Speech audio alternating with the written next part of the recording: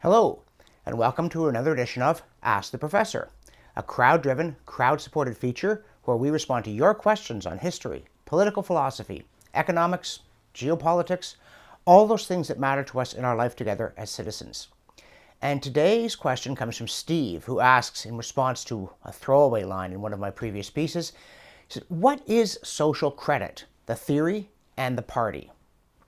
And this question prompts me to say that I think that nothing in the history of mankind has led to more quackery than monetary policy, except perhaps health. And social credit is not a theory about your health. It isn't about some bracelet you can wear or some supplement you can take or some miracle exercise that will make you hot from head to toe in 5 minutes a day or any of that sort of thing. It is a theory about money and then parties that were founded based on this theory. And it's important to take contrary ideas seriously, to show respect in public debate, to use argument rather than ridicule. And I'm going to do my very best to do it, but in this case I may stumble a little, bear with me. Because honestly, social credit is a theory that I came up with when I was 6. I was walking along, I was looking in the window of some store and there were things for sale, and I thought, gee, there are a lot of people who can't afford that because they don't have enough money. The government should print more money and give it out, and then more people could have things and there'd be less poverty. And I thought, wow, that's great. That's quite a simple solution to what's been, I gather, a rather persistent problem in human life. And by the time I reached 7, I thought, no, wait a minute, that would never work. If you just gave out all this money, the price of things would go up and people would not be better off. So I eventually started investigating economics from other angles and became a staunch Austrian school free marketeer. Social creditors apparently never did this. I'm sorry, I know it sounds like I'm just sneering, but this is the truth. The social credit theory is that there's not enough money, that money is deliberately restricted by the machinations of the government controlled by sinister interests who benefit from a concentration of what wealth there is in their hands. And it takes all kinds of different forms. It's not always called social credit. Back in the late 19th century, there was this huge reform movement in the United States, led by the magnificent speaker William Jennings Bryan, 3 times Democratic candidate for the presidency. They called him the boy orator of the Platte because he was young and he was from Nebraska, which is where the Platte River is. Somebody said, yeah, it's an apt comparison, like the Platte River. He's a mile wide at the mouth and 6 inches deep. But Bryan's theory was that because the US dollar was backed only by gold, the government in those days could only print as many dollars as it could actually redeem for gold that it owned in various places, like the famous Fort Knox. And Bryan thought that means there's too little money, there's too little economic activity, the rich have a stranglehold, everybody else suffers. And he gave this cross of gold speech at the Democratic Convention in, I think, 1896, where he ended up by saying, "You shall not press this crown of thorns upon the brow of mankind. You shall not crucify mankind upon a cross of gold." Yay, and the audience went nuts. Literally as well as figuratively. Because his idea was, well, if only the United States government would also issue money backed by silver, then there'd be more money, and so people would have more money and they'd be richer, which is to confuse money and stuff. And again, to the technicalities, what they were calling for was free and unlimited coinage of money at 16 to 1. That is to say, you'd get as much money for 16 ounces of silver as you would for 1 ounce of gold.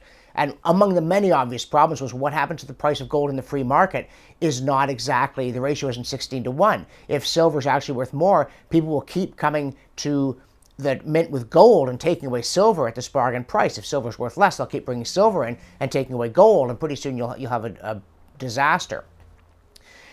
Incidentally, that slogan about free and unlimited coinage was too unworkable, so it turned into free silver. That was their cry, free silver. Like, what is it? Ray Rogers' horse? Wasn't he called Silver? Who's trapped Silver? But it was about this idea that the government should issue money backed by silver. But the real problem isn't to do with the ratio of the price of the two metals. It's that if the government prints more money, but there isn't more stuff, the price of the existing stuff just goes up. Now, inflation is a corrosive force in society because it favors borrowers and undermines lenders. So those people who've actually been frugal, saved money, postponed consumption, and lent it for productive uses wind up getting burned because the money they get back is worth less, unless they have inflation protector clauses written in. And so it rewards the profligate.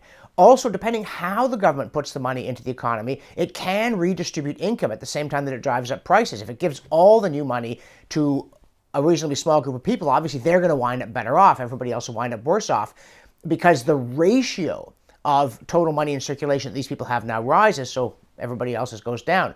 But fundamentally, it confuses money with stuff. And the social credit movement had the same idea, that the government was somehow cheating the people by not issuing enough money. And they come up with all kinds of ingenious ways that you could back that money. And some of them actually also have anti-Semitic theories that it's Jewish bankers that are doing this. Others are at least free of that taint, as they are free of any genuine acquaintance with economics and monetary theory, which is a somewhat difficult subject. I am the first to concede that.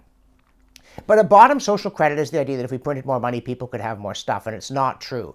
It might affect who gets the stuff and under what conditions, but in and of itself, it can't make there be more stuff. I mean, you need money. A society with no money would obviously benefit from getting some money. It makes exchange much easier, especially over time, where somebody says, I will take this today in return for promise to give you something else tomorrow. Money is a much better way of embodying that promise, much more flexible. You know, you can trade it, you can exchange it, it can do all kinds of things. It's kind of a universal solvent.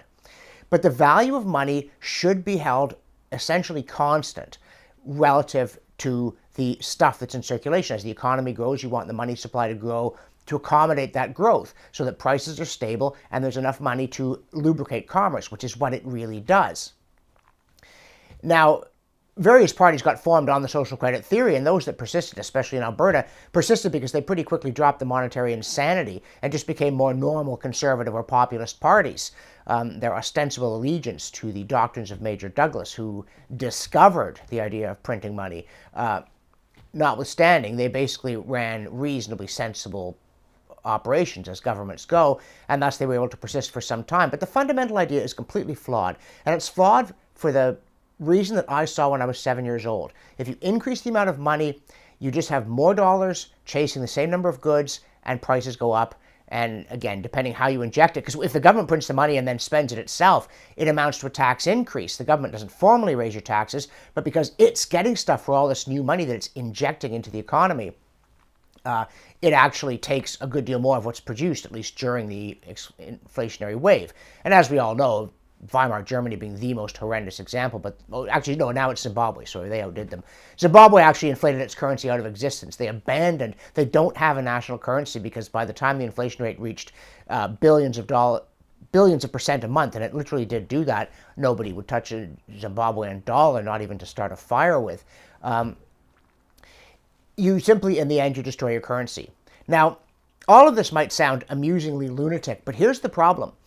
Ever since the 2008 crisis, when governments spent lavishly, they dusted off their old Keynesian books and said, hey, you know what, deficits stimulate the economy after all. Well, guess what? They still didn't, just as they didn't in the 70s and 80s.